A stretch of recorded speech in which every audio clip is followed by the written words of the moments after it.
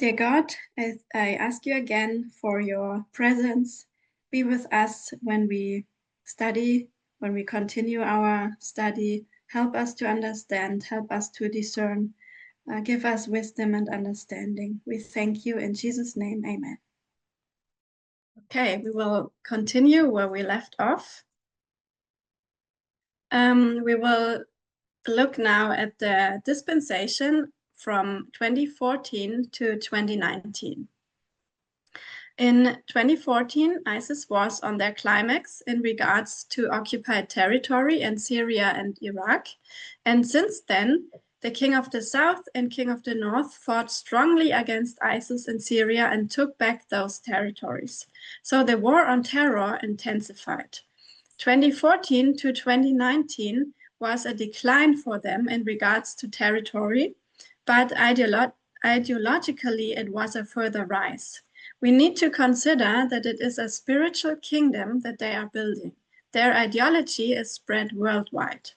In these years, ISIS commit many attacks in France, Germany, USA, and also Russia, and a large number of refugees come to Europe, and the European governments are challenged enormously. Right-wing parties use it to spread populism and get more votes. Now, 2016 is their increase of knowledge. It was published in 2016 when the official magazine of ISIS declares "Kill any disbeliever," which is a call to worldwide jihad. In 2018, Exeter, we should see what will happen in 2019. So it's a continuation of the story of 2014 and 16. And it's also connected to the fight between the King of the South and King of the North, the fight over spheres of influence, heading to Rafah in 2019. In 2018, Exeter, Putin and Trump made a deal. The US withdrew their troops from Syria and Afghanistan and removed the sanctions on Russian oligarchs. End of 2018, Trump announces the troop withdrawal from Syria, but he was warned that this will be a huge mistake. There are few articles about that. I will share also my notes later, so you can go back and read it. I will skip it for time. Reading that Senator Lindsey Graham called it a huge Obama-like mistake. In a series of tweets, he said that ISIS was not defeated. So also the article from Vox says that Brett McGurk, the State Department's top official leading the anti-ISIS coalition, said, "We are in Syria to fight ISIS. That is our mission. That mission is not over, and we are going to complete that mission. The hard part is in front of us." Trump could undo that work if he agrees to remove US troops from northeast Syria. So he received warnings from several sides that the troop withdrawal is a big mistake. Al Jazeera wrote, "It's a bad idea." US defense and military leaders were trying to dissuade him from ordering the withdrawal right up until the last minute. Senator Lindsey Graham said, "It's a disaster in the making. The biggest winners in this are ISIS and Iran." Also here they are saying that the leaving strengthened the hand of al-Assad allies, Russia and Iran. Marco Rubio called the move a grave error. This is a bad idea because it goes against the fight against ISIS and potentially helps ISIS. So Exeter was a prediction of what happened in 2019. They knew that the US withdrawal from Syria will strengthen Russia and also ISIS. Trump brought Putin the victory. In 2018, Rafah was predicted, and it is directly connected with the story of ISIS. 2019 was a victory for ISIS. Everyone except Trump understood what the removal of the troops would mean, but Trump rejects any warning. It was clear that the mission to fight ISIS was not over, and the announcement to withdraw US troops from Syria was good news for ISIS to regain power and to continue their mission, which is since centuries the same mission: fight the armies of Rome. Now, in 2019, he does what he announced in 2018. He withdrew from Syria, and this was the Pyrrhic victory for Russia, and it was the victory for ISIS. It was Rafia. In 2019, a new dispensation begins. The withdrawal of the US from Syria favors jihadism to rise again and motivates them enormously. In their narrative, it means that they were able to drive the arch-enemy, the unbelievers, the crusaders out of their country, just as they did in Afghanistan in 1989. They are able to defeat a world superpower in an information warfare. It's the narrative that counts. So the victory was more important for them than we might think, and than what the media portrays. Now, 2020 is Concord, the increase of knowledge. In February, Trump announced the withdrawal from Afghanistan, despite warnings that ISIS-K, which is the affiliated group of ISIS in Afghanistan, will rise. So the increase of knowledge of what will happen is there. The message gives hope to ISIS-K. 21 is Exeter, the formalization. The withdrawal of the US troops from Afghanistan took place from May until August, despite warnings. As a result, the Taliban take Kabul on August 15. The return of the Taliban is an important waymark in the story of the Third Row because it strengthened ISIS-K, the Afghan affiliate of ISIS. The warnings of what will happen when the US troops are removed were clear. It will enable ISIS-K to rise, and they are the threat to the army of Rome. With the withdrawal of the US troops and the return of the Taliban, thousands of ISIS fighters came out of the prisons. Exeter is announcing the coming waymark, which is in 2021 as well. After the US withdrew most of their troops and after the Taliban took Kabul, ISIS-K immediately showed their new strength. Its cause and effect. Exeter predicted what will come next. And the effect was ISIS-K directly attacked the army of Rome. On August 26, 2021, ISIS-K attacked the US military at the Kabul airport and killed 13 soldiers and many civilians. It is a clear fulfillment of what was predicted. And we can read in the Washington Post that for months, terrorism analysts warned that Islamic State-linked militants in Afghanistan would try to turn the Biden administration's exit into a bloody spectacle. On Thursday in Kabul, those predictions were realized. So it's again a prediction. Terrorism analysts knew it and warned about it. It was Exeter. It was a prediction about the coming event.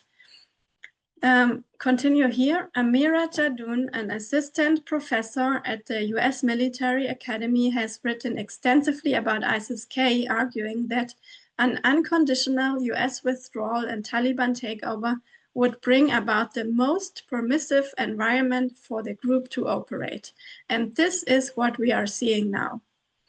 In the hours before the attack, US and Western governments warned of a specific threat related to ISIS-K and urged people to stay away from the airport. An attack was said to be imminent and had now taken place. The blast at the airport today is showing that, unfortunately, a very bloody future is ahead of us. So we can clearly see that in this dispensation, all precautions are done for ISIS to rise again to power. They got the US out of Syria and out of Afghanistan. The removal of the troops was announced in 2020, increase of knowledge under Trump. It was realized in 2021 under Biden, and with it came a warning and a prophecy, which is Exeter. And then the fulfillment of the predicted event, a deadly attack against the army of Rome. Now, the next dispensation is 2021 to the Sunday Law. So as we said, in 2021, the crisis of ISIS was over, especially ISIS-K is rising since that date. Thousands of fighters came out of prison. ISIS-K committed a deadly attack on US troops and demonstrated their power. ISIS-K can now further strengthen and build up a worldwide network. So this is Boston, a beginning of a story leading up to the Sunday Law. I suggest that 2022 is Concord, the increase of knowledge in that dispensation, and I believe in the internal line, it's the Vespers of Elder Tess. For me personally, the Vespers were crucial to understand why neither the right wing nor the left wing really understand Islam. And and she laid the groundwork for all of our other lines too, and gave us an increase of knowledge before she left it on us to dig out the remaining information about Exeter and the Sunday Law. So in our story of the East Wind, in 2022, ISIS-K attacked the Russian embassy in Afghanistan and showed clear ambitions to attack the West. In the same year, another prison breakout takes place in Syria and many ISIS fighters were freed. So ISIS from Syria and ISIS-K from Afghanistan are spread worldwide. Their ideology is spread through social media and attracts thousands of people worldwide. Another important event in that dispensation is October 7, 2023, the attack by Hamas on Israel and the following war in Gaza. I think it was an important event in the further development in the story of the Third War. A CNN article says that ISIS sought to exploit the situation in Gaza within days of the October 7 attacks by Hamas. So all what happened on that day and in the aftermath had further strengthened ISIS. It was another turning point. Now we come to Exeter and then the Sunday Law waymark. I suggest 2024 as Exeter.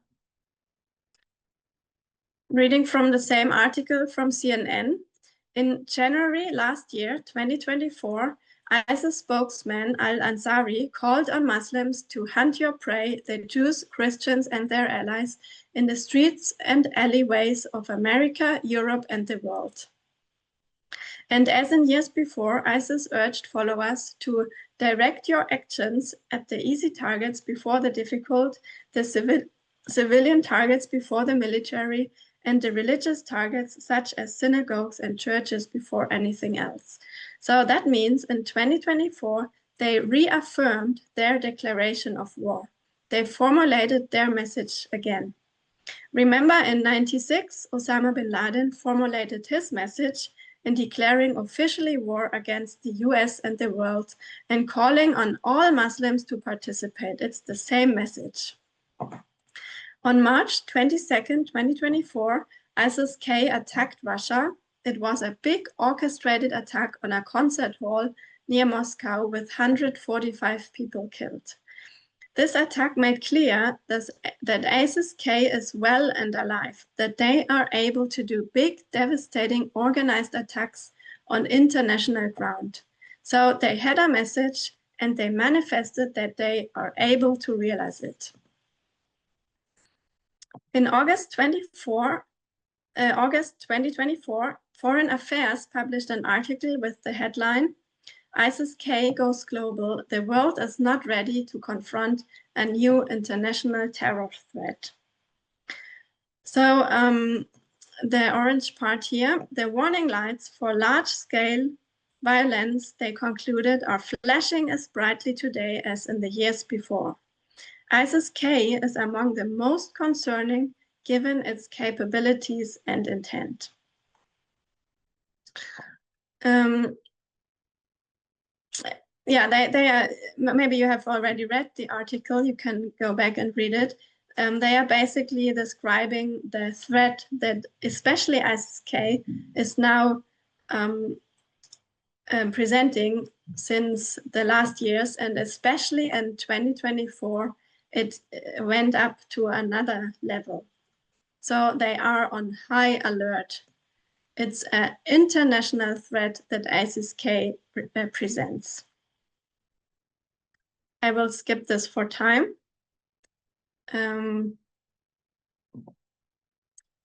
reading the last part here. After the ISIS-K attack in Moscow in March, Christopher Wray, the FBI director, warned that the potential for a coordinated attack on US soil was increasingly concerning. Wray added, "As I look back over my career in law enforcement, I'm hard-pressed to come up with a time when I have seen so many different threats, all elevated, all at the same time." So I understand this as very clear warnings that were proclaimed here in 2024, which I understand to be Exeter. In this article that we already began, they compare, it is written in June 10, 2024, and they compare the time before 9/11 with our time. They say we are in the run-up to 9/11. The terrorism warning lights are blinking red again. So in the next paragraph, the author compares the time, so the time before 9/11 is compared to our time. And they write here, 2.5 decades later in 2024, Christopher Wray, the FBI director, is sounding similar alarms like before 9/11. His discussions with the Biden administration are private, but his testimony to the Congress and other public statements could not be more explicit. And then he says, especially Islamic State Khorasan is the threat. Also other groups like Al-Qaeda, but especially that group. He describes an elevated global threat environment. US Attorney General Merrick Garland, speaking about the possibility of a terrorist attack on the United States, said that the threat level has gone up enormously. Put simply, the United States faces a serious threat of a terrorist attack in the months ahead. So it is really imminent.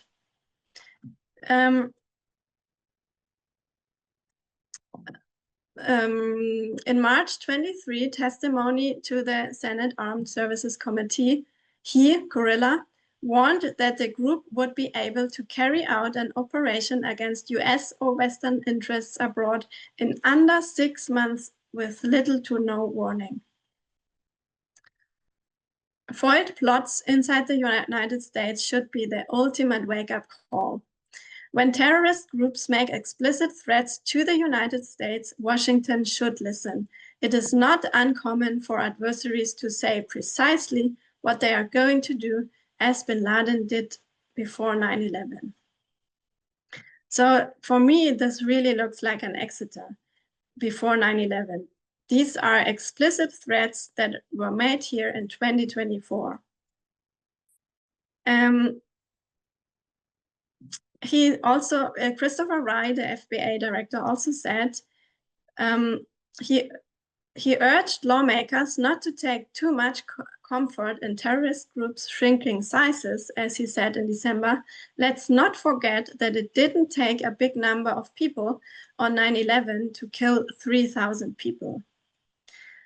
Then they are describing what they should do. They should work together with other countries.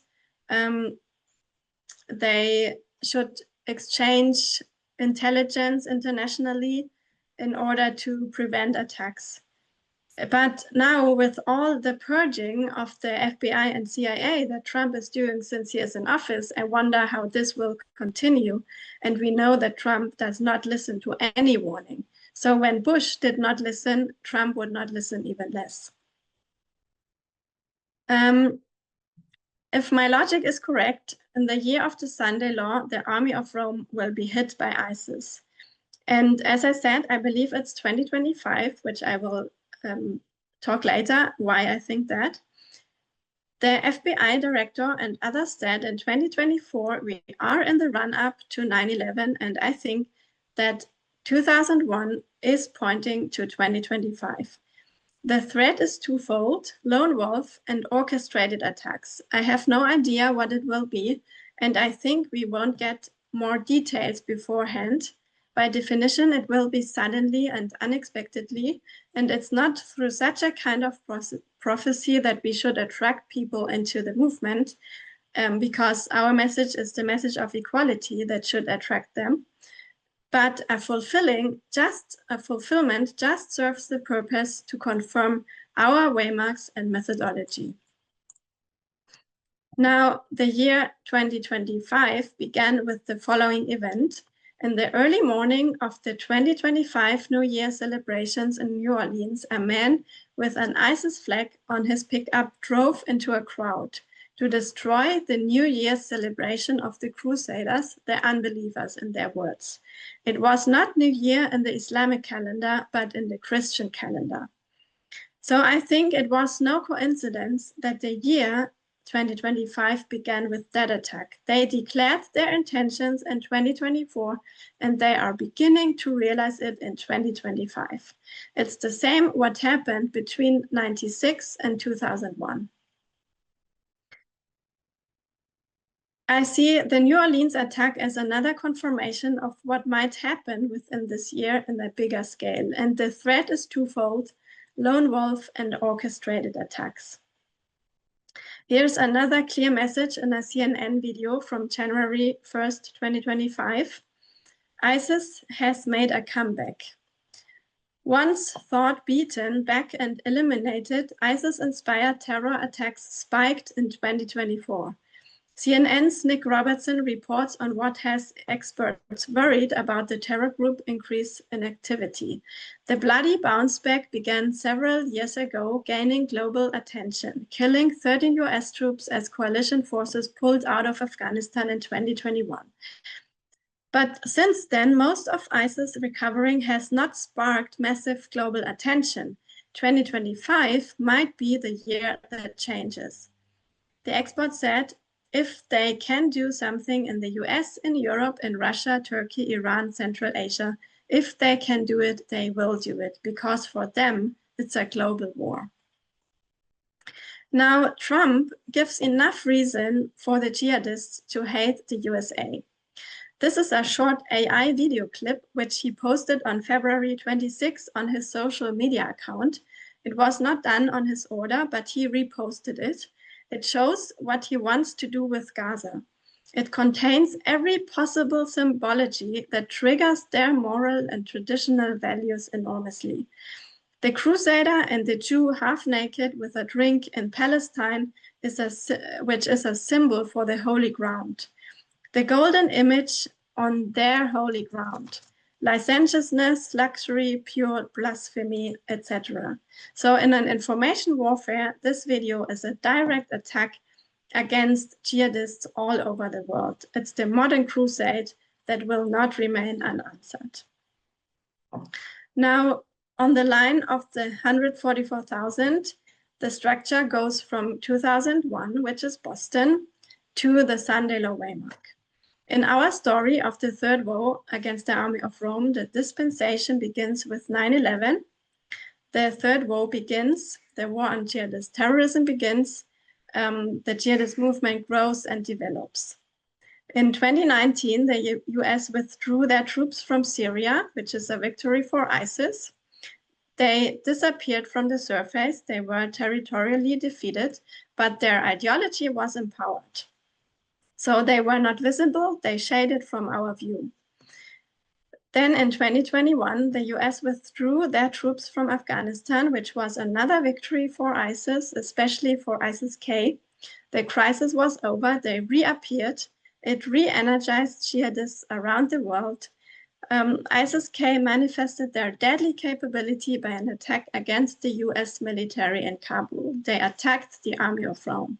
So this is Exeter. It's a foretaste, a visible sign, a prophecy of a future event. Then the year 2025 began with an attack on US territory by an ISIS-inspired man in New Orleans. And I think we should carefully watch what will happen next. For a dictator to expand his power, a national crisis is needed, a crisis that brings people to the place where they want a strong leader that promises them security, where they rally under the flag, as happened with George Bush after 9/11. We will connect this to the line of the Magi now. At 9/11, the harbinger was clearly seen. The star directed the Magi to the Sunday low waymark. In 2019, the harbinger disappeared from the surface. The star was not visible for the Magi when they entered Jerusalem. ISIS was territorially defeated. They disappeared from the surface. They were in a big crisis, even though their ideology continued to be spread underground. In 2021, the star reappeared. In 2021, the crisis of ISIS was over, as we have seen in our study. With the withdrawal of the US from Afghanistan and the return of the Taliban, the crisis ended. They were visible again and re-energized, as historians say. They attacked the US in Afghanistan and showed their new strength. So at the Sunday low waymark, the star, the outward sign, is visible again for everyone to see. It was directing them to Bethlehem. The star was standing over the house where they found Jesus, the real morning star from the east. So the star that was standing over the house was not the fulfillment, but another outward sign to show them into which house they would go. That means at the Sunday low waymark, we have to see another event with east wind as another harbinger, another outward sign. Once this has come, we know we are arrived. This event will not be the fulfillment, but another sign. This line shows us that 9/11 is a harbinger to the Sunday law. The star, the east wind, is visible at 2001, at 2021, and at the Sunday law.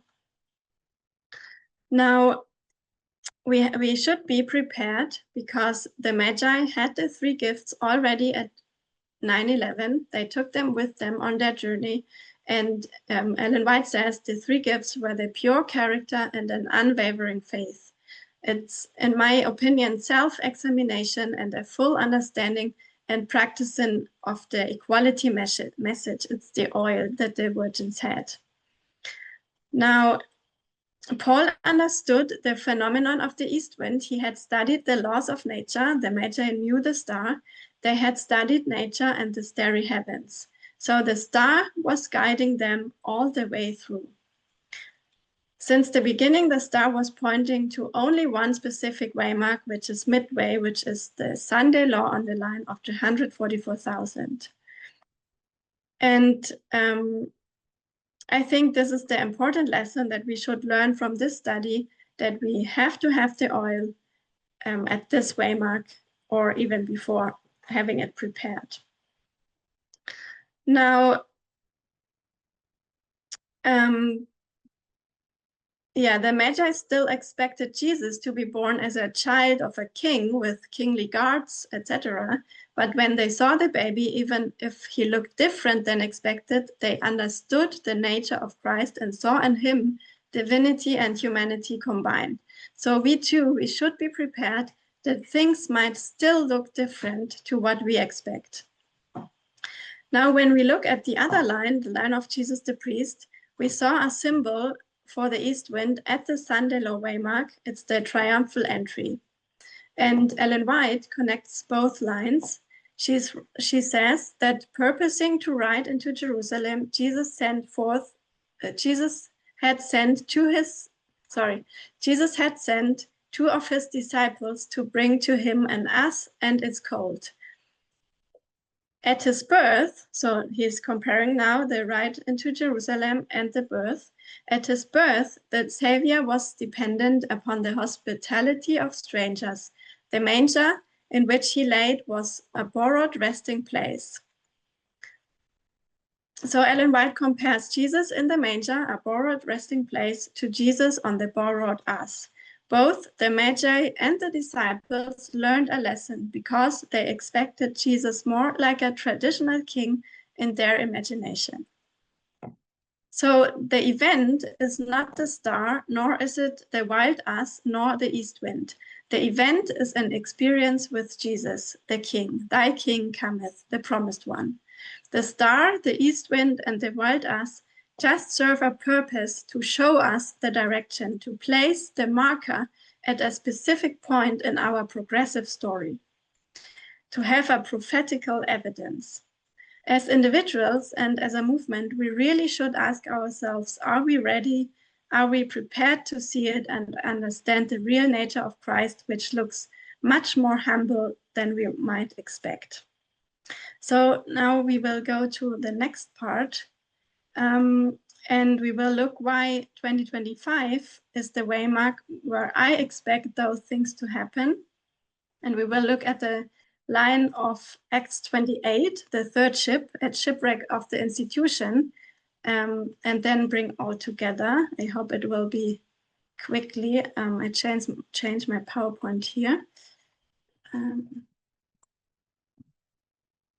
So.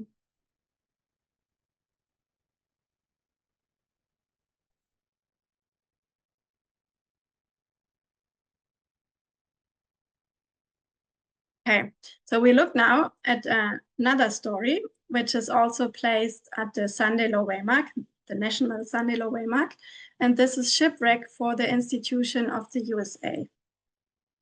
The third woe is a scourge for the army of Rome because of their apostasy.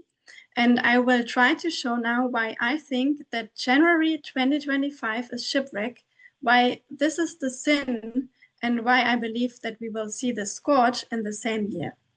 So the institution of the USA commits a sin at the National Sunday Law Waymark. They fail their test and suffer shipwreck, which is their close of probation and judgment. To make it clear, I'm talking about the institution, not about the individuals. So the institution is shipwreck here. It's this close of probation. The individuals, they have their close of probation here at the worldwide Sunday Law Waymark, or when Daniel 11:12, when Michael stands up. So we have to really not mix it up. When I say shipwreck, when I say Sunday law on this line, I mean this waymark, close of probation, which means the test begins before. The test begins at Exeter, and this is the end point. This is a shipwreck and judgment.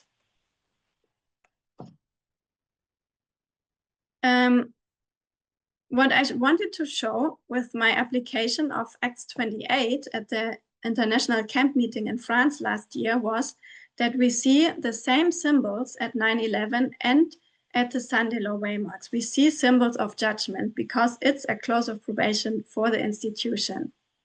Now, many people could not see my application of Acts 28 to be correct because Elder Tess made a different application already.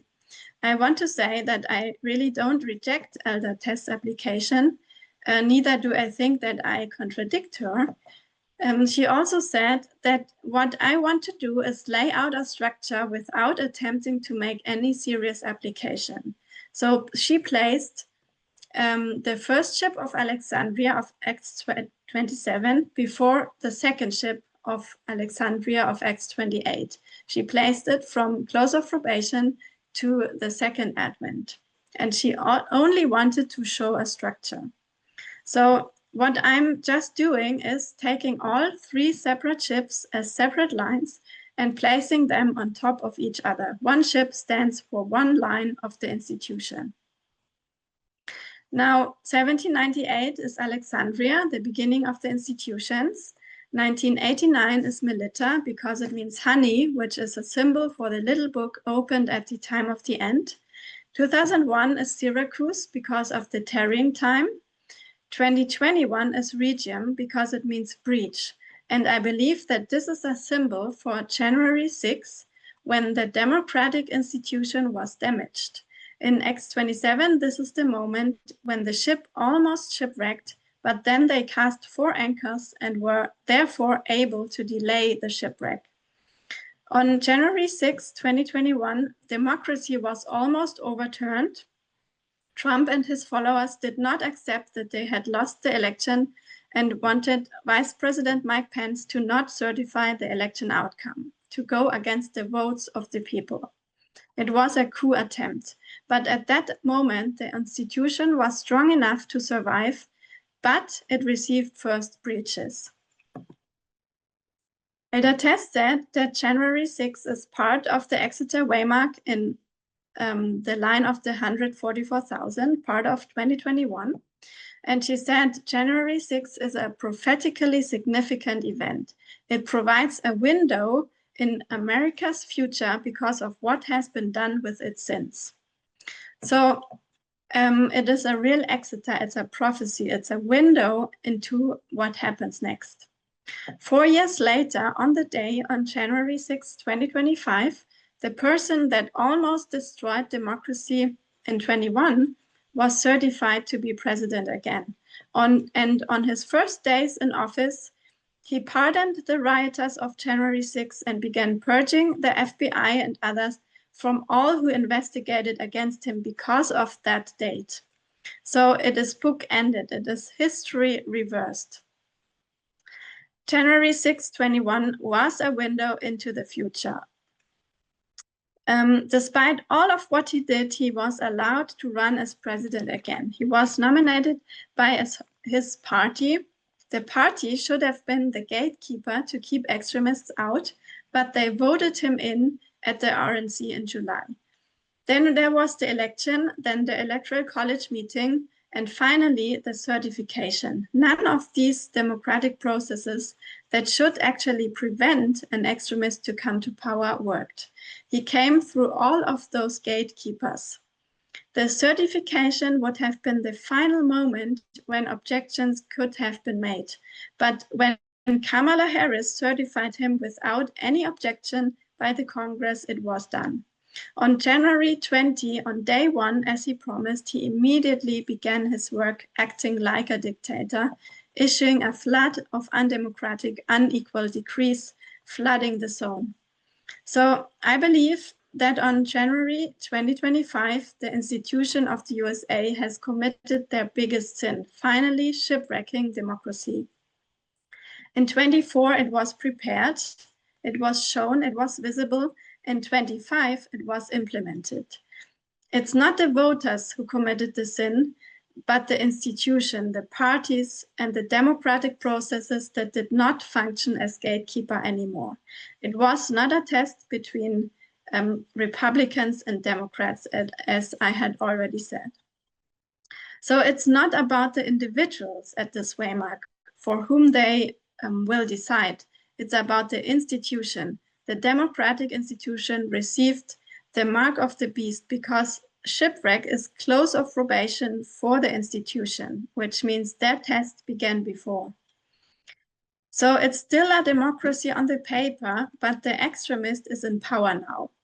The executive, legislative, judicial are all in his hands officially since 21. The transfer of power was in January. The institution is speaking as a dragon. The speaking can only be January when the Republicans officially received the power to pass laws.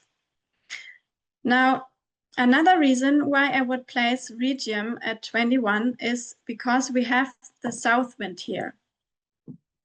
So in Acts 27, we have the south wind at 1989, which is here. It's the beginning of the fall of the Soviet Union. In Acts 28, we have the south wind at 2021, which is the beginning of the fall of Russia. So we don't see the east wind in Acts 28, but Paul knew when there is a south wind, the east wind will follow shortly after. It's a rule of nature, it's a repeating pattern. That means when we have the south wind in 89 and at the next waymark in 2001, the east wind, then we should understand that in 2021, we have the south wind. So at the next waymark, we will have the east wind. The south wind is the fall of the king of the south, which is good for the USA, but the east wind is damaging the USA. To back this up, we see in Luke 12:55, and when ye see the south wind blow, ye say, there will be heat, and it cometh to pass. And the word heat means euros, a very dry, hot east wind, scorching and drying up everything. We continue in Acts 28, the final waymark. Excuse me. The final waymark of the ship is Puteoli. So the ship arrives in Puteoli. The institutions end at the Sunday law, as we saw in Acts 27. Therefore, I believe that Puteoli, the end of the ship's journey, is symbolizing the Sunday law. Puteoli means sulfurous springs, and the city is placed on sulfurous springs next to a volcano. Sulfur is found in the King James under the antique word brimstone. It's a synonym. And the word brimstone is found in several places in the Bible. It is connected to judgment. It points to the final judgment at the close of probation. But in Revelation 9:17 to 18, brimstones is part of the symbols for Islam for the second woe.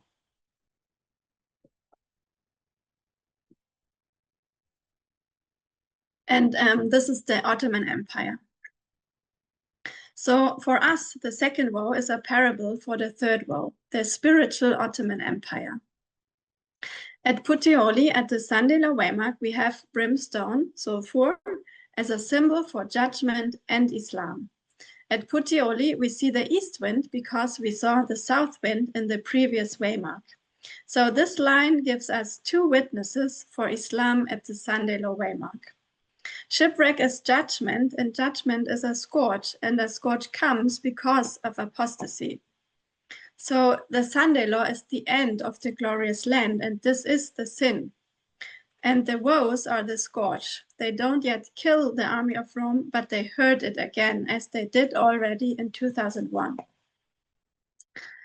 Now, as I said, we have the same symbols in 2001, also at the Sunday law waymark. In 2001, Syracuse, we have a city that is located next to a volcano, which is a symbol. A volcano is a symbol for judgment. Here, Paul tarries.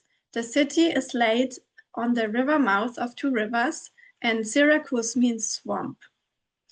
Now, at the Sunday law waymark, Puteoli, we have the sulfurous springs. We have the city that is located next to the other volcano in Italy. Volcano is a symbol for judgment. Paul tarries here again. And in Acts 27, we have the two seas that meet.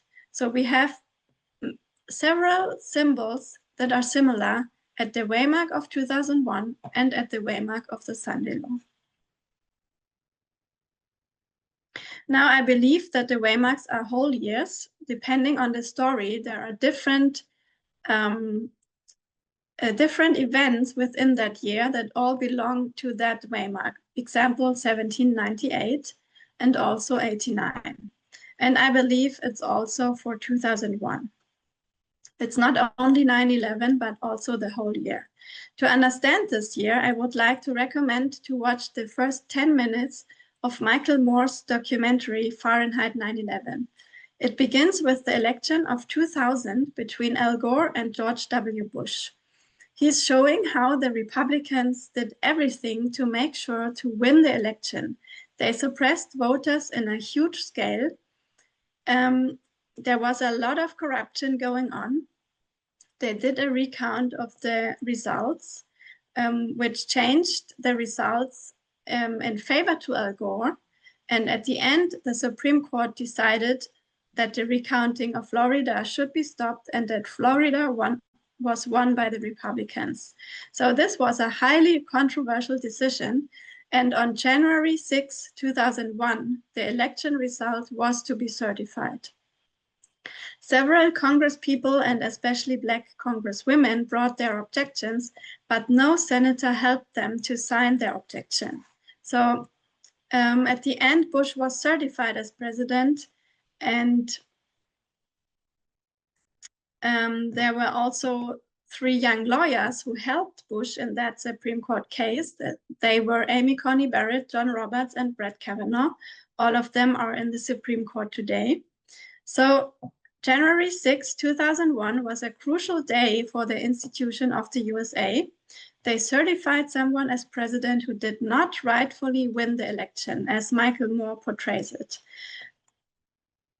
Also, many people protested at the inauguration day because they felt their voices had not been heard. So voting is the most fundamental principle of democracy, letting the people decide who they want as their representative and then counting all votes.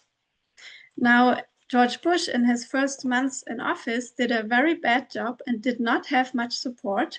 The country was very divided and he had very low approval ratings. But then happened 9/11. And after 9/11, it changed completely. The book How Democracies Die explains very good what a demagogue needs in order to consolidate his power. He needs a national crisis. Then a national crisis is the moment where the people rally under the flag. They say here, wars and terrorist attacks produce a rally around the flag effect in which public support for the government increases, often dramatically. In the aftermath of September 11, President Bush saw his approval rating soar from 53% to 90%, the highest figure ever recorded by Gallup. So that means, the last sentence here, the combination of a would-be authoritarian and a major crisis can therefore be deadly for democracy. So 9/11 is really the turning point. Michael Moore shows first the controversial election and certification of Bush, and then 9/11. It really looks like cause and effect, or sin and scourge. At the certification of Bush, the institution committed a big sin. Now, 9/11 was the east wind hitting the ship, the institution. Why? Because it's a scourge, and a scourge comes because of a sin. And I think the sin is really well exposed here in Fahrenheit 9/11.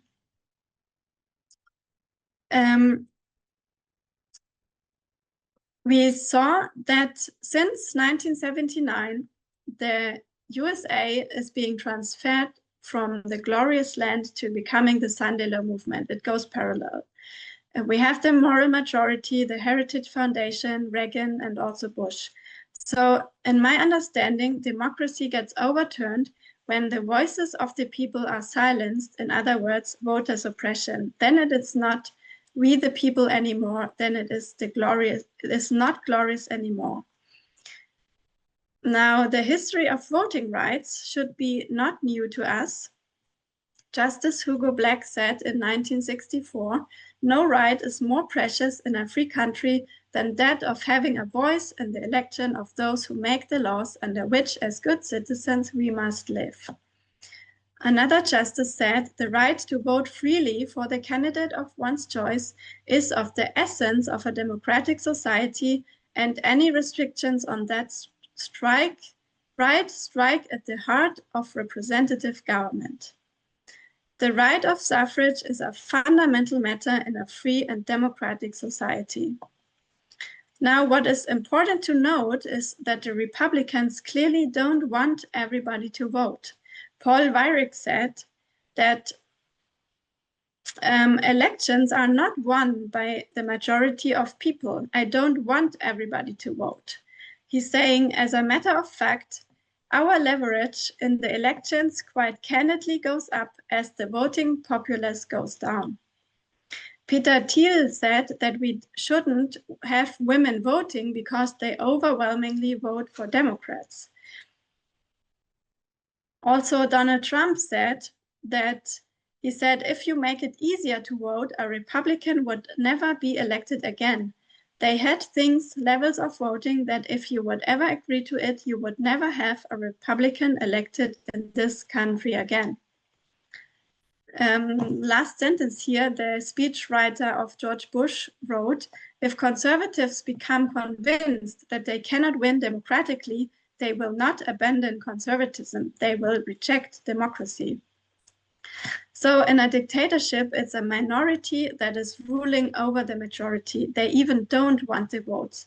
They don't want to be voted by the people because then they can be voted out again. So across the USA, Republicans have introduced hundreds of bills in many states to restrict voter access. The Republican has no interest in appealing to a majority of Americans. It's the opposite. They want that they want a minority of votes, but have a majority of power.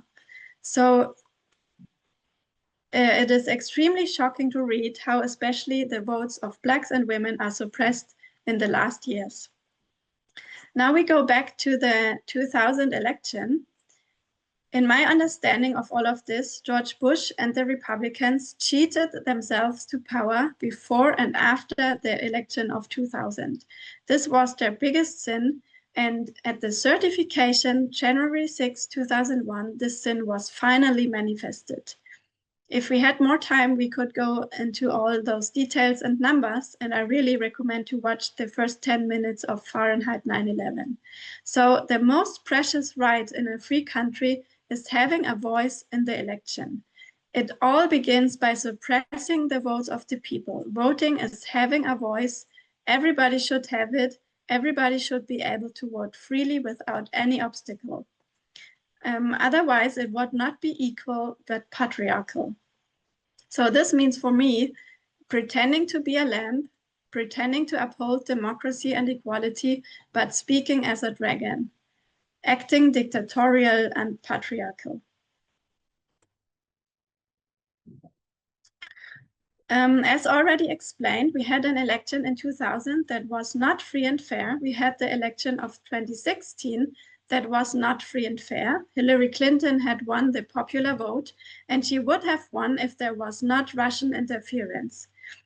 Then we had the election of 2020 that was not free and fair. Biden won, but nevertheless, there was cheating by the Republicans.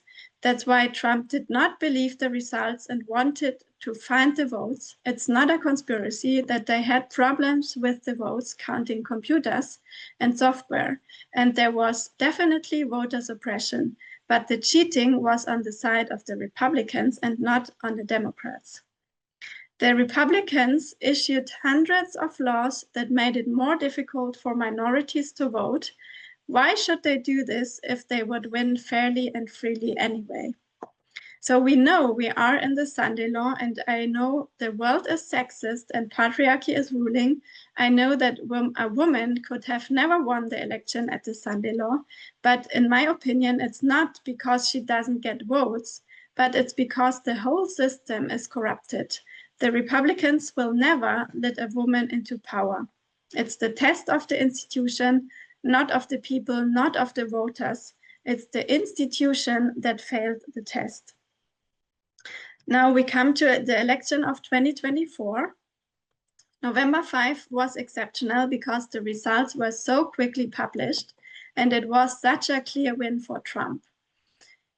He also won the popular vote and 100% of the swing states. The Democrats and the media all agreed that it was a fair and free election. It looked like the people clearly wanted Trump and Harris had no chance, and it looked like democracy was strong. The people decided. So in the movement, many said, yes, that's what we expected at the Sunday law. The majority will vote for a man, for Trump, and a woman can never win this election. But to be honest with you, I don't believe that this is true. The Republicans win by cheating. We have examples of history. We know the hundreds of voter suppression laws. We know gerrymandering. We know how the Republicans manipulate and cheat. Project 2025, their mandate of leadership, they took all precautions to guarantee this election will be won. The definition of a fair and free election, according to Wikipedia, is a fair and free election involves political freedoms and fair processes leading up to the vote, a fair count of eligible voters who cast a ballot, a lack of electoral fraud or voter suppression, and acceptance of election results by all the parties. So just with the voter suppression laws, how can everybody say the election was fair when it even does not comply with the definition of a fair and free election? Also, we know the character of Trump. He wins by cheating all his life. This is his philosophy. So the historian Heather Cox Richardson said, "You don't take away the drop boxes if you think that people want the policies that you are advocating. You don't suppress the vote if you think that what you're doing is popular. You don't try and shut people up if you think that they are going to speaking for you. You don't go out there and lie about all your policies if you think people actually want them."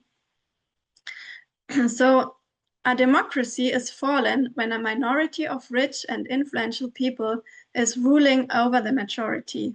And this is dictatorship, even if it still looks like a democracy.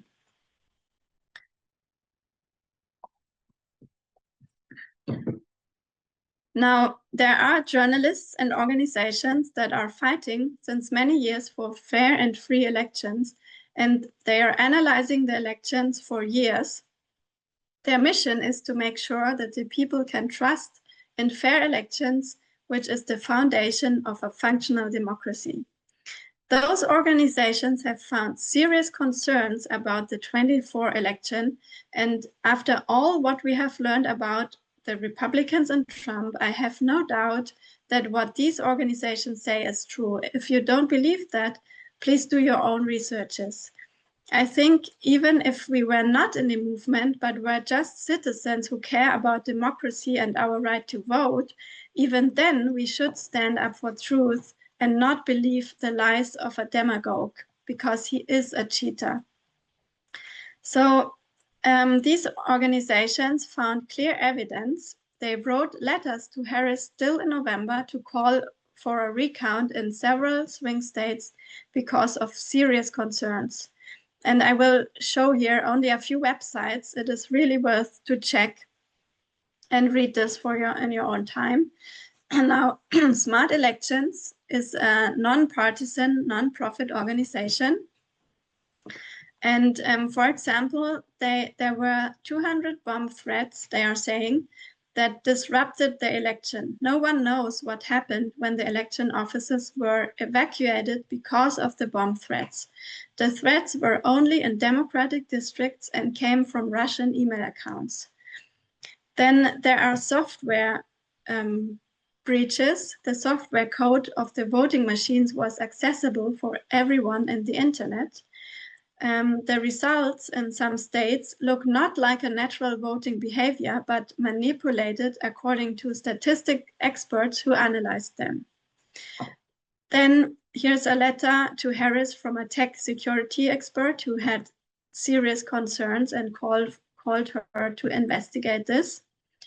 Then Election Truth Alliance is an organization who did extensive analysis of the election data and found serious concerns about manipulation.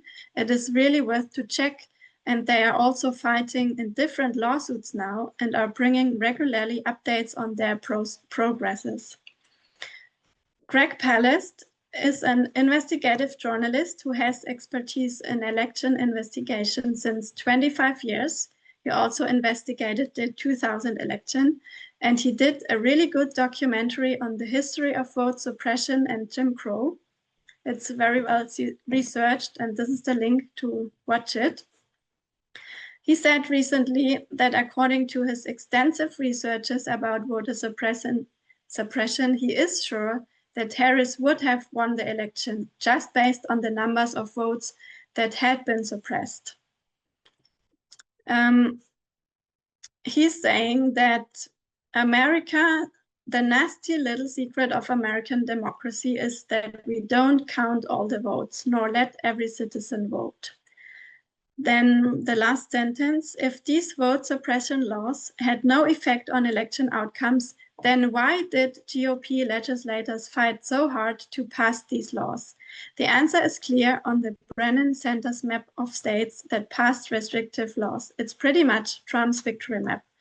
So this is the map. All of those blue-colored states, they passed the restrictive voting laws between 21 and 24, and almost all of those states Trump has won. Now, Heather Cox Richardson did a really great interview I recommend to watch. And she's also saying that voter fraud is extraordinarily rare in the United States. It's really not a problem. So voter fraud is when an illegal immigrant, for example, goes voting, or when a person votes several times, which is illegal. But this happens almost never. So this is voter fraud. And then she says election fraud is when you alter the system in such a way that you can win an election because you have, for example, gotten rid of a lot of people who otherwise would vote. And that's really what's going on with the SAFE Act. So I'm here in the middle. So the Republicans use the argument, okay, we have to make our system more secure. We have to prevent this voter fraud. So we have to issue tons of laws to make the elections more secure. For example, issue the SAFE Act. But this is really just an excuse because there is no voter fraud. And with those acts, they only want to prevent that people who would not vote for them, but for the Democrats, can go voting at all. So she says the SAFE Act is a real problem for American women. At the bottom here, she says, people like Peter Thiel have said that really we shouldn't have women voting because they tend to vote for Democrats. So these are their intentions with all those laws that they are issuing and keep issuing until now. She also says it's important to remember that voter fraud is actually extraordinarily rare, and that the idea that we have to do things to stop non-citizens from voting, that virtually never happens. You are more likely to get hit by lightning twice than have that happen. But it's also important to remember that election fraud, skewing the vote in such a way that people who would vote against you cannot vote, that's actually quite common in the United States. I think we really should take that serious. The interview goes on. I recommend to read it.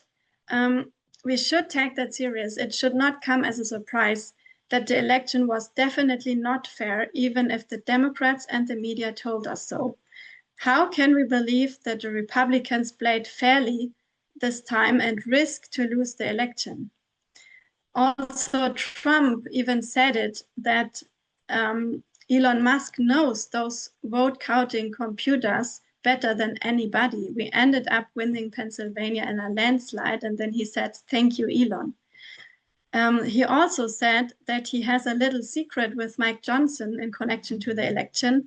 He said also before the election, we don't need the votes, and we got more votes than anybody's ever had. So this is all open for interpretation, of course, but we really cannot trust that they played fairly despite even saying those things. So I believe that the Democrats should definitely have called for an investigation before January 6th, before they certified the election results. Kamala Harris certified a demagogue into office. The Republican Party brought him up. They crowned him at the RNC in July, but Harris certified him at the end. So I think we can compare it to 1850. The South was pro-slavery and therefore bad since the beginning. The North was against slavery, but compromised for the sake of the Union. With that, they committed a huge sin. So I think if the Democrats would not have accepted the election results now, there would have been violence and civil war. They had to accept it for the sake of the Union. They had to compromise. But with that, democracy was finally shipwrecked. Even though it still looks like a democracy, it will remain a lamp, but it's no functioning democracy anymore. So there are different gatekeepers for securing democracy, but all of those did not prevent an extremist coming to power. And the final step was January 6th, the certification. The Democrats were not able to say the election was rigged because they would have repeated his lie from 2020. Back then, they assured that the vote counting systems worked well, so they could not admit now that there are definitely security breaches and that this should be investigated. So Trump made it so clever in spreading the narrative of a stolen election back then, he already made it so the Democrats could not use the same phrase 4 years later when the election was indeed stolen by him. It was a very clever strategy. Rule number 1 in the narcissist playbook is blame victims for what you yourself are guilty of. So also Elon Musk said, we have to win or we go to jail. They could not just leave this outcome to the voters. Now, we could say we trust the mainstream media and not those independent journalists and organizations. They are rather spreading a conspiracy of a rigged election. But I would argue we are living in an information warfare. We know that the media is not so independent anymore. We already saw that Jeff Bezos changed the Washington Post. And I understand that it's a dilemma if one should talk critically about the election process, because a democracy also gets damaged when the people don't trust in fair elections anymore. But as I said, the Democrats will not admit that the election was not fair. There is no way back for them. And that's why both parties failed completely. So we rely on those organizations who are doing a great and brave work to research and find the truth, to reveal what is really happening behind the curtains. I really think we should believe them instead of believing the lie of Trump, because we know Daniel 11:23 says that the king of the north works deceitfully. So I'm coming to my review now. I wanted to make clear that my conclusions are not based on only logic, but on prophetic evidence on line upon line. If I applied it correctly, has to be investigated. So based on Acts 27 and 28, I have tried to show that we see symbols of judgment at the Sunday law waymark because it's close of probation for the institution. We see similar symbols in 2001 and at the Sunday law. So January 6, 2001 was pointing to January 6, 2021. A president was certified who was not elected in a fair and free election. Voter suppression is a fundamental sin of a nation that pretends to uphold democracy. And history shows that it is a big problem in the USA and it got worse in the last years. This is not a conspiracy, it's history. So I claim that without voter suppression and manipulation of the results, Harris would have won the election. It was not a test for the individuals for whom they voted. It was a test for the institution, if they uphold democracy or if they compromise.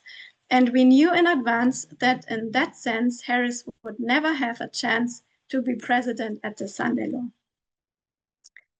Acts 27, the 4 anchors and the fathoms with the 2520 predicted January 2025 to be shipwreck. It was already predicted, even though that study received not much attention back then and was rejected by the majority. So we had Trump as a clear winner in November 5, but that's only because they made it so clever and prepared in advance. They knew that another insurrection and violence would not be successful, because also the Democrats were prepared for that. So the election result looked as if the majority wanted him, but in my opinion, this is a great deception. It's a lie that the election was free and fair. So the sin of the institution of both parties was committed on January 6, 2025. And I wanted to clarify that I'm talking about the line of the institution here. For the institution, it's not the Sunday law, but the close of probation. 2021 is Exeter for the Sunday law, and January 6 is a window to the future. It was almost shipwreck, but they dropped the 4 anchors and certified Biden and Harris into office. So they had 4 more years to fight for democracy, and also the Republicans had 4 years to prepare the takeover of the government. As I said, voter suppression is the big fundamental sin of a democratic country. Then it's not a glorious land anymore. It's pretending to uphold democracy, but it's speaking as a dragon. And voter suppression is an attack against equality, not only against Black people, but also against women. The new voter suppression law, called the SAFE Act, affects especially married women who changed their last name, and it makes them a lot more difficult for them to vote. So I suggest that we see the manifestation of that sin in 2025 with the certification and inauguration of a dictator after an election that was not fair. Now, we looked at the line of the east wind, or the third woe, and saw that the structure of Boston, Concord, Exeter repeats again and again. We have Exeter of 2021 and Exeter of 2024 in the fractal line. Both point to an event with ISIS in 2025. We have the declaration of war by ISIS, and we have the warnings by the FBI director and other experts that all agree that further attacks are imminent. We are in the run-up to 9/11. The terrorism warning lights are blinking red again. And we did not see an attack against the Army of Rome in 2024, but we saw one in the first hours of the year 2025. Then we looked at the line of the Magi, where we have the harbinger being 9/11, established by our elders. In order to understand to which event, which waymark the harbinger points us, we have to trace that line. It clearly points us to the Sunday law waymark. If you don't see that, please let me know how you would draw this line instead. The star is an outward sign that is seen several times. It's the east wind being fulfilled by Al-Qaeda and ISIS. And they were the group that appeared in 9/11, that shaded from the view in 2019, that reappeared in 2021, and that will be visible in 2025 again. They are the outward sign. They are not the event. They are not the promised one. They are the outward sign showing us the event, showing us our waymark. Then we looked at the line of Jesus the priest. This line is based on the book Desire of Ages. We saw in this line the triumphal entry can't be at the loud cry, because we have the second temple cleansing there. We have seen all the symbols and characteristics for it. And I believe that the triumphal entry can only be placed at the National Sunday law waymark on this line. Of course, there are other lines, but on this level, on this line, it is the National Sunday law waymark. And in this line, there are many lessons for us to learn. What we saw, among other things, is that the wild ass is bringing the king into the city, exactly as predicted in the Old Testament. If that detail was not important, it would not have been predicted by Zechariah or mentioned in the New Testament multiple times. So even though the Sunday law waymark has begun, we have not yet seen the wild ass, but we are on the verge. In order to understand what we should do now, I would take a very brief look at the event directly before the triumphal entry. And this is the feast at Simon's house where Mary anointed Jesus. It was an anointment for his burial. The disciples did not understand what was happening. And this fact is very important, as we have to learn from that. The point when Mary showed her love to Jesus and anointed him with the precious oil was the last chance when the disciples should have done the same. They did not understand the gift of grace, that they were in the presence of their Savior who forgave their sins and granted them eternal life. So they had the chance to do it like Mary, thank him for his grace, promise to fulfill their duty and spread the gospel. that would have been the moment, but instead they let that moment pass and look despicably at Mary, criticizing her. So I really recommend to read the chapter in Desire of Ages, because it is really a very important lesson for us to learn now, because the disciples did not understand, but Mary understood. Now, just that part, the disciples were not like Judas. They loved the Savior, but they did not rightly appreciate his exalted character. The wise men from the East, who knew so little of Jesus, had shown a truer appreciation of the honor due him. So she is again comparing both lines, the line of the Magi and the line of Jesus the priest, and says we have to learn from Mary, from the wise men, and not from the disciples.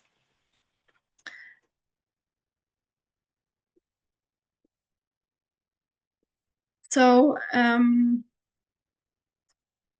yeah, and yeah, you can really read that chapter. And at the end, I wanted to say that this story is also a very important lesson about equality, because Mary did not serve the food nor worked in the household as was expected from her in the patriarchal society. She understood that equality, she understood that she should act upon equality, she should act against that patriarchal mindset. So she was the true radical feminist, not the disciples. She was. I highly recommend to read that whole chapter called The Feast at Simon's House.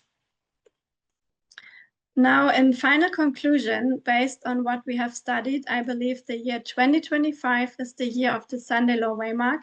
24 is clearly leading to it. But in January, shipwreck began. The year began with shipwreck, and the year will continue with the other events that are connected to this waymark. Now, the most important lesson is that we should be prepared, that we should have the three gifts, we should have the oil, we should recognize Jesus if he looks different than expected. It's, of course, a spiritual experience. We should be sure that we understand the waymarks correctly, and that we really have understood equality. Okay, let's pray. Dear God, I thank you for having time together to study. I ask you again for wisdom. This is the most important thing that we need. I ask you to understand our waymarks correctly. I ask you to get in unity in the movement, to be able to bring those different views together, to find the solution, to not separate, but to be in harmony and to understand what you want to teach us. Please be with us. In Jesus' name, I thank you. Amen.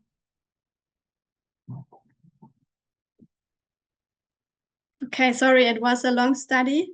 I'm free to answer any questions, even if it goes longer. So please let me know if you have any comments and questions. Thank you, Elena, for your hard work and your presentation. I will leave you spotlighted, and thank you for the hard work that you've done and put into the presentation. And of course, so much harder when you are, as you put it, you're battling where many of the movement have already made up their mind on what is the Sunday law. And so the extra effort that takes for you to get the courage up to present and speak, we appreciate your efforts and thank you very much. So I open it up to anybody who is on tonight to ask any questions that you would like of Elena or clarify anything.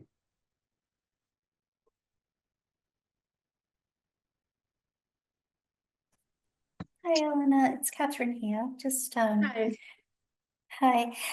Can you just tell me a bit more about Isis K, because I don't know about it that well. Are they aligned with ISIS, the regular kind of ISIS, or are they under different leadership? Do they work together, or like I'm not sure how, like if they've gone global as well. What's the relationship between ISIS and ISIS-K? Yeah, they have the same ideology, I would say. They are just the Afghan affiliate from ISIS, so they are just more sitting in Afghanistan. They have their own leaders, I believe, but they are working together. So ISIS is the head of them, and ISIS is more based in Syria and Iraq, and ISIS-K more in Afghanistan and going to Asia and Russia. So I also don't say that we won't see ISIS, but will only say ISIS-K. So it's the ideology of both that I think we would see. But 2021 has shown that especially ISIS-K poses the threat, and they are really rising since 2021 enormously. They have a lot of money. They have a great network. And they are considered to be the more dangerous part of ISIS, but their ideology is the same. It's overarching. Thank you. That's helpful. I'll let others ask questions. Thank you. I think Brendan was next. Yeah, hi, Alina. It's Brendan here. Hi. Thank you so much. That's like a lot of information. So thank you so much. I've just got a question. I don't know how to ask it, so I guess I'll just say it. So are you saying, I'm just listening to what you said, and I guess, are you saying that we can't trust the mainstream media in relation to the 2024 election? Yes, Does that seem to be what you're saying? Mm-hmm. Yes, I'm saying in regards to that topic, when they say the election was free and fair, I really believe we cannot trust them. I'm reading a book of Greg Palast, the investigative journalist on elections, and he's describing how he found out those concerns during the 2000 election and what happened in Florida. With, for example, 100,000 votes had been cancelled from the voter list. And many of those things he found out, and he sent those investigations to many news outlets, many mainstream news outlets, but they all refused to publish it. So there is a long history of that. I really recommend to read those books, do more and investigate more. And I really don't believe Sorry, go. and trust them, yes, because by definition, it is not free and fair. And we have the history on voter suppression. So this is just fact. So in 2000, although the election 30 odd years, 24, 5 years ago, that was widely reported by the mainstream media. It was that one of the, like, was enormous, massive news. So but only later, not at that time. It was only a few years later when it really came out. yeah, but it went through the courts. Yeah. And it was battled out. It was massive news. Like the whole battle to who was going to be president. It was so big. The news was that big that it went to the Supreme Court to decide who was going to be president. So it was enormous. It was widely reported by the mainstream media. So I guess what the dilemma, why I'm going to struggle with this is because moving forward, we've got loud cry, close of probation, and guess who's going to do the investigative reporting to tell us what all that looks like? And so if you start saying we can't trust the mainstream media, which is the good stream, and all of them are saying it, it's not just like you could go, I don't know any good stream who has said that the election was rigged, stolen, however you want to, the way you've articulated it. you could go to the Guardian, New York Times, Reuters, Time Magazine, Politico, any of them, not one of them have said it. And so I guess it bothers me that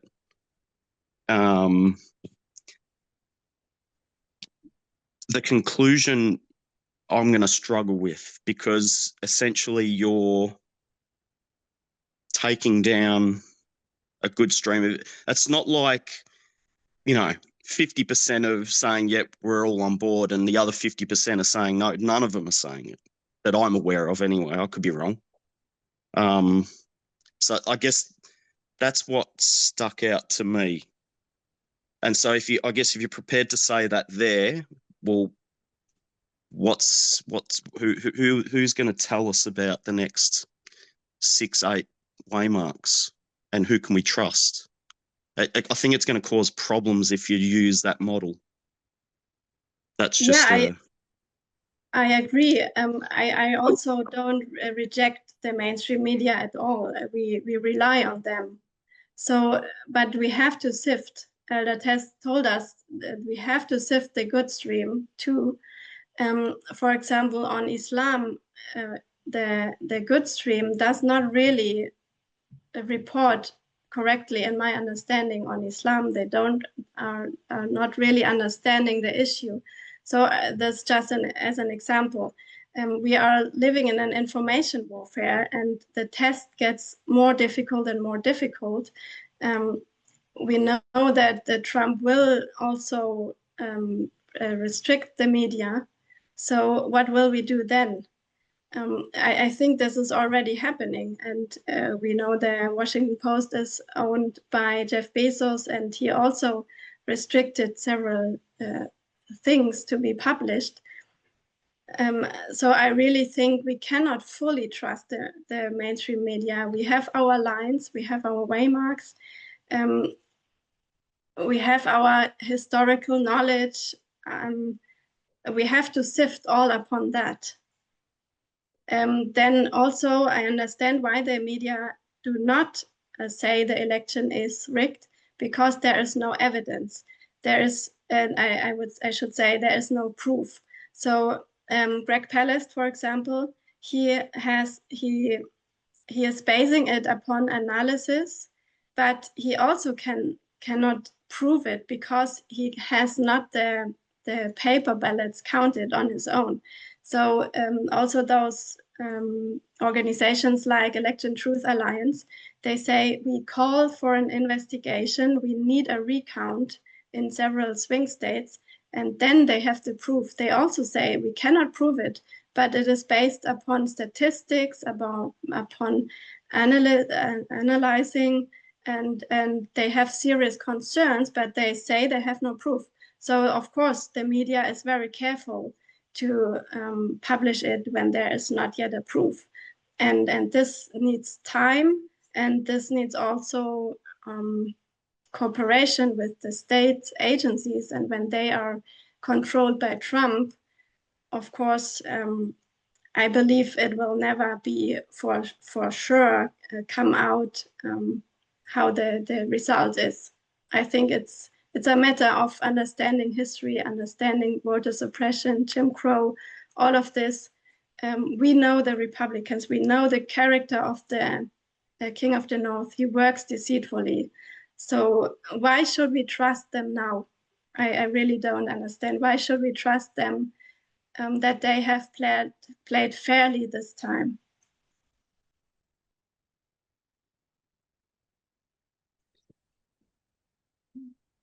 So, I mean, we're all aware of voter suppression throughout the history of lots of countries. It's not just the US. Yeah, I'm. Yeah, thank you for your response. Like, I still, like, it just sounded. It sounded like a similar argument to what Trump's been using, to say what he's saying. And I'm not saying that sounded ugly coming across, but I'm just trying to wrap my head around it. If you can give me that grace. Yeah, but anyway, I'll hand it over to someone else if they've got questions. I have a couple more, but that's only if other people don't have it. Josephine, you've got a question? Yes, I have more than one question, but first I want to thank her. When the news came over that Trump has won, I was quite disappointed. And then when Kamala Harris just signed, just certified him as president, I was very disappointed because I was expecting somehow in my mind that there has to be some kind of rigged issue. And I was disappointed that she didn't investigate the election votes. I also, and this was all in my head, it wasn't something I read at that time. It was just thoughts in my mind. And that now that you talked about voter suppression and the SAFE Act, voter fraud, it suddenly came to my mind that what I thought and suspected could be true. And I was disappointed that Kamala Harris did not investigate the Trump winning the election because she might have been thinking about what happened in January 6, 2021. And again, you raised that issue. And now I have a more understanding of the thoughts in my head that were going around in my head that was never addressed until tonight, because I had not seen your presentations before. And now I believe that what you said is true, because they were already in my head and I had nothing to base it. I've never heard, people talk about it, but I just kept it to myself. And I just want to thank you for that. Thank you. I really would recommend you to read those articles. If we had more time, we could have read it all. Then it is much more convincing and with facts. And I really ran so quickly through it. So for people who never thought about it or heard about it, it sounds strange. And of course, the media does not report about it. But when you read this, yeah, make up your own opinion to it, but at least I would ask you to look into those websites and YouTube videos and what they are posting. It really is solid in my opinion. Elena, I have a question for you. Mm-hmm. Ellen White talks a lot about an image of a beast setting up prior to the Sunday law and then after. Do you have any idea what that looks like according to your message? Yeah, I showed. Maybe I should go to the line again to make it clear. 1 second.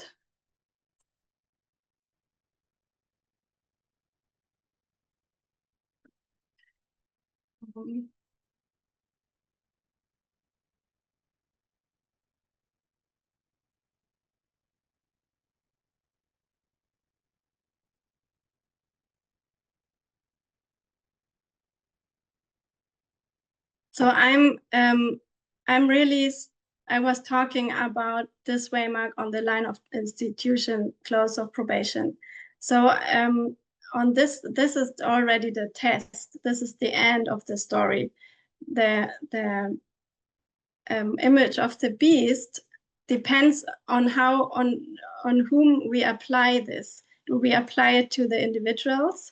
Then it is only here at the end where they bow down to the image, where they receive the mark of the beast.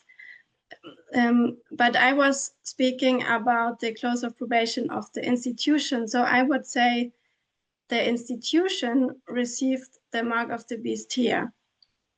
And these are two different lines, two different layers that need to be investigated. I might not be able to fully explain it, what it is, because I'm concentrating here on this line and not on this line. Do you see that difference?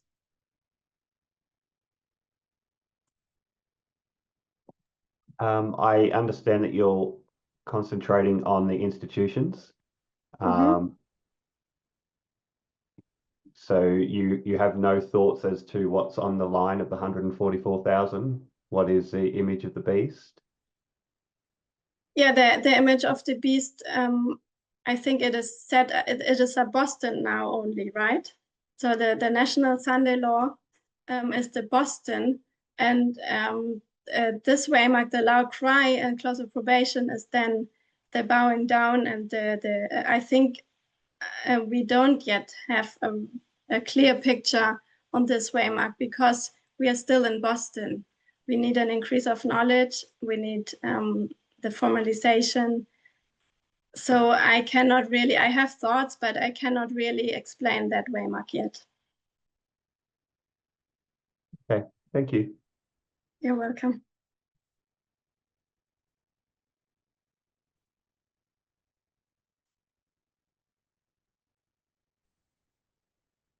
I'll go again if no one else is. So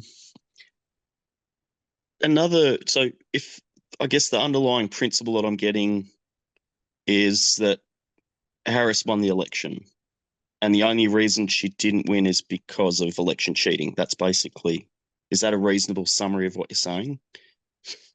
Yeah.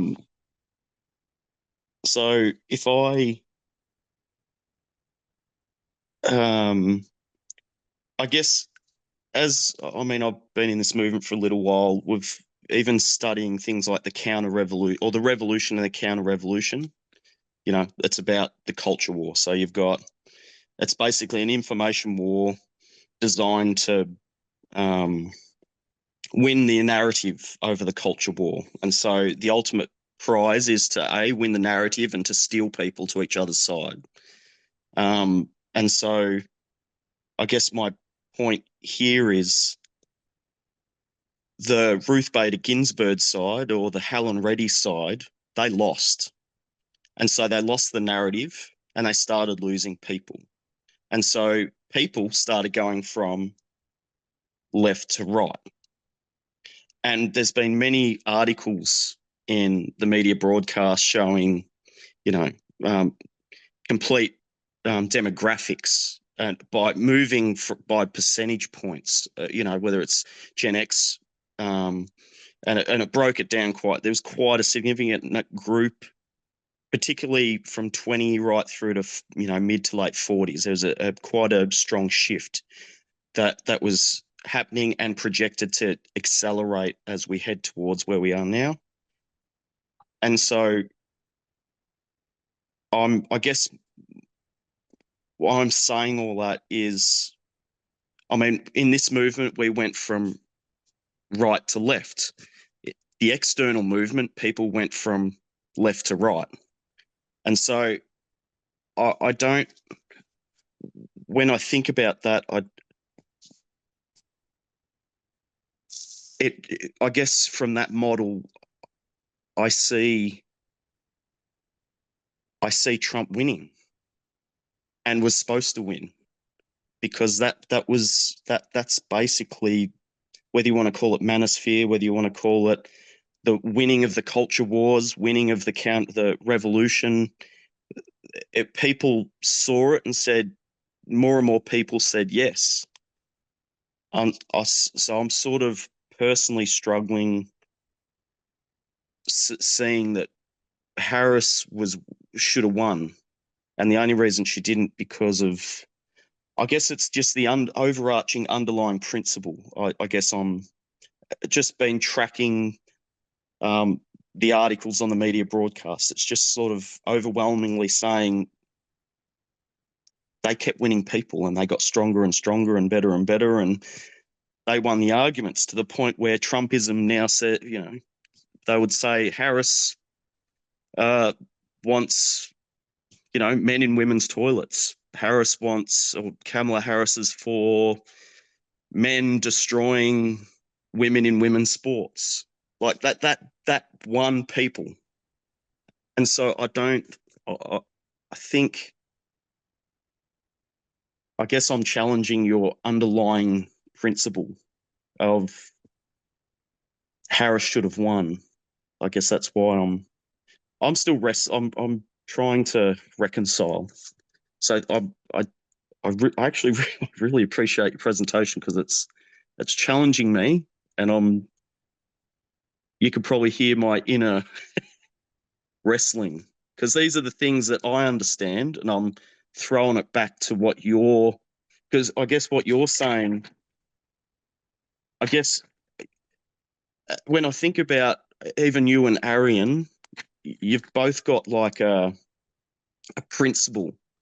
And say Arians is the king of the South. The Sunday law equals the death of the king of the South. And the death of the king of the South equals Ukraine war ending in some form. And so he'll look at, in the past, he'll look at 2024 and he'll go, no, I don't see Ukraine war ending. So therefore it can't be the Sunday law. So he'll go, oh, it must be in the future. And he's going to, I guess he's still wrestling with that in some form. But I guess yours is the same, because you're saying Sunday law equals radical Islam strikes. That's your model. And so you're going to go through 2024 and you're going to say, oh, I don't see a significant enough event to suggest Islam strikes in the America. So therefore it can't be the Sunday law. So you're going to look. So I'm just pointing out, I think there's the same principle there. And I don't know, that's a very strong expectation to see.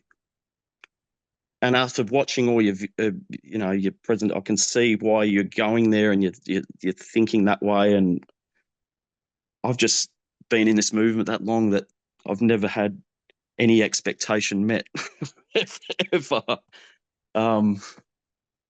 Anyway. Yeah. Anyway, these are my internal wrestles. Yeah, I really understand it. What you said at the beginning regarding the world is changing to the right side, I fully agree with that. It is really what we are observing. It is like in Germany as well, people more, and every year people vote more for the extreme right party. This is what we are seeing all over the world. I really don't deny that. Also, Trump has received much more followers in all those different groups like Black people, young people, etc.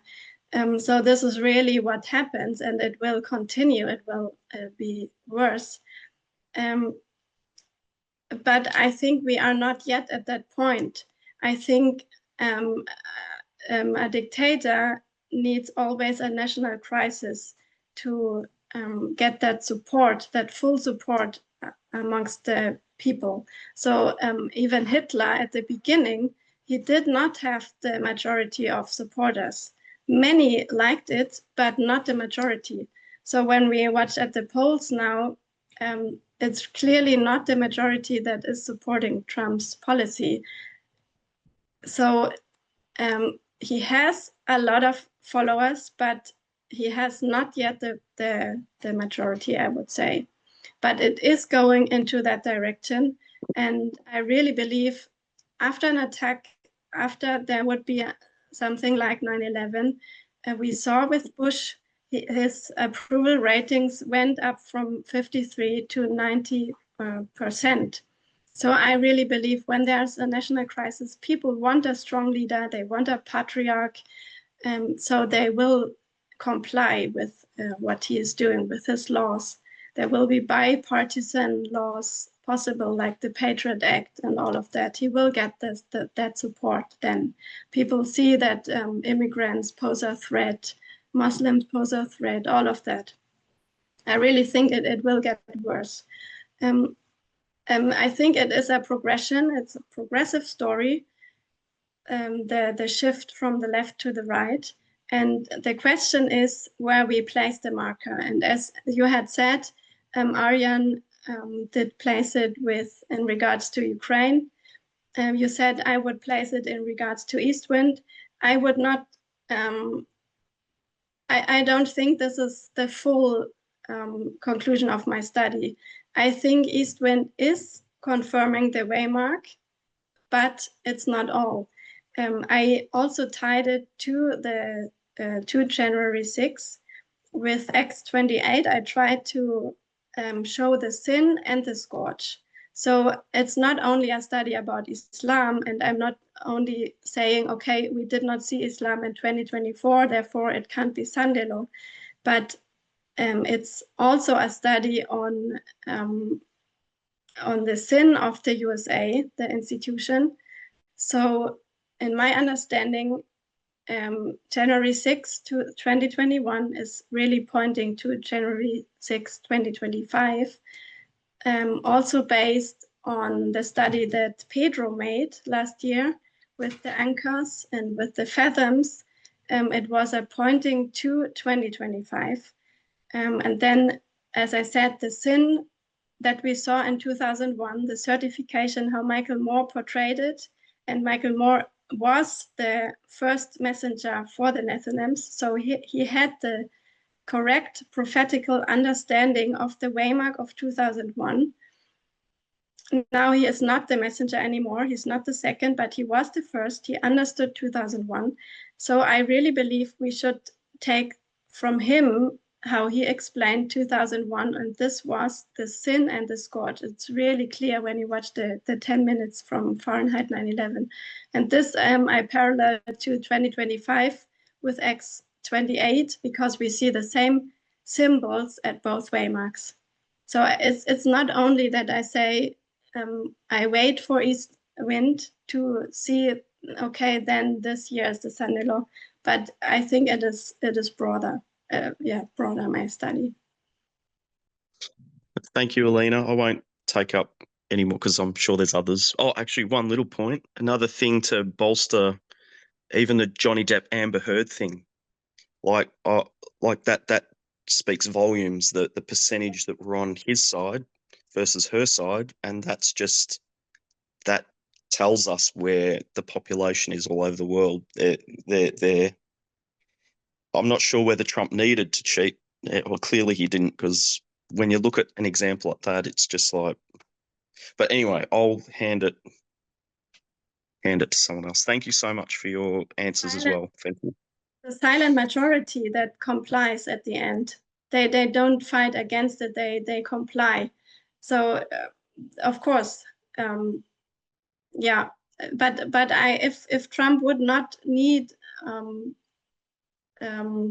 to cheat, why would he have done it? Why would they have issued all those hundreds of voter suppression laws if he really knew he had the majority? For sure. Thank you, Elena, for your willingness to take questions. You've had half an hour of questioning, so we won't take up too much more of your time. We know it's your Sabbath, and we hope you have. Please. It's my fault. I went No. so long. So please feel free to ask me. I have time. So if there are. I have a question, please. Mhm. If I may ask. Sorry, Graham. You're right, Josephine. Last question. Okay. The line of the Magi's, the astronomers of the East, that line began with them studying the prophecies, and then they saw the star, which was different from any star they have seen in the sky. Then the star became visible to the shepherds, and then they were guided, and then finally to Bethlehem of Judea. Now, all of those are all literal. And when you came to the last bit where you talked about the 3 gifts that they carried, you gave an explanation from Sister White. Yeah, that's the one. Can you run that by me again? Those gifts are all literal, and I think you lined that up with the east wind. Does that line up with anything else in your study? I can't remember. The three gifts are what Ellen White says, the pure and uncorrupted faith. So I would line that up with our character that we need to be prepared. We need the oil as the five wise virgins need. So the three gifts, it's the sanctification, all of this that we are experiencing from 2001 until the Sunday law. So these are the three gifts that we give, that we offer: our faith and love that we offer to Jesus as Mary offered to him. Does it make sense? Yeah, it makes sense to me. But Mary offered a literal gift also, as well as the spiritual gifts. So as I see in this line here, three gifts were literal, but it's also, you can say, the faith of the Magi is the faith of these astronomers from the East. So won't you look at both together? And what does that mean to us today? Yeah, I think for us it's really spiritual. I mean, also we sacrifice our money, our all what is in our tithes, offering all of this, our time, our effort, we also give to Jesus, right? So it is also, it's spiritual and literal, of course, as well. Yeah. Oh, thank you. That answers my question. You're welcome. Thank you to everyone who has joined in tonight to listen to Elena, to give the presentations that she is looking at in her studies of the Sunday law. We thank you so much, Elena, for taking time out of your schedule to be with us. We know it is hectic, and we wish you a restful and happy Sabbath. Thank you too. Happy good week. And I will also share my notes with Lynn. She can share them with you. And if any other questions come up later, please feel free to write me. So thank you for listening. Wonderful. Bye-bye. Thanks very much. Thank you. Thank you, Elena. Thank you very much. Thank you, Elena. Bye-bye.